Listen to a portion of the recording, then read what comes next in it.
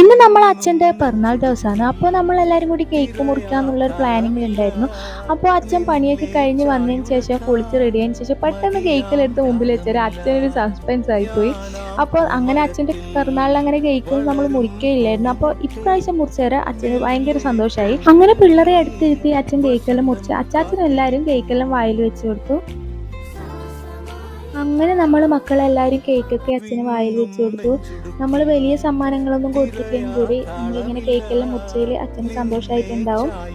നമ്മളെ വീട്ടിൽ എന്തെങ്കിലും ഇങ്ങനത്തെ വിശേഷ ദിവസങ്ങളിൽ അധികവും ബിരിയാണി, നെയ്ച്ചോറ്, ചിക്കൻ കറി അങ്ങനത്തെ എന്തെങ്കിലും ആക്കല്. അപ്പോൾ ഇപ്രാവശ്യം നമ്മൾ വെള്ളയപ്പവും ചിക്കൻ കറി ആക്കിയിട്ടുണ്ട്.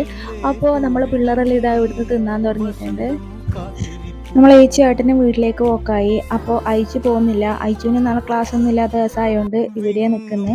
അപ്പോൾ ഇന്നത്തെ വീഡിയോ ഇത്രയേ ഉള്ളൂ. വീഡിയോ ഇഷ്ടപ്പെട്ടവരെല്ലാവരും ലൈക്ക് ചെയ്യണം, ഷെയർ ചെയ്യണം, സപ്പോർട്ട് ചെയ്യണം. Bye bye.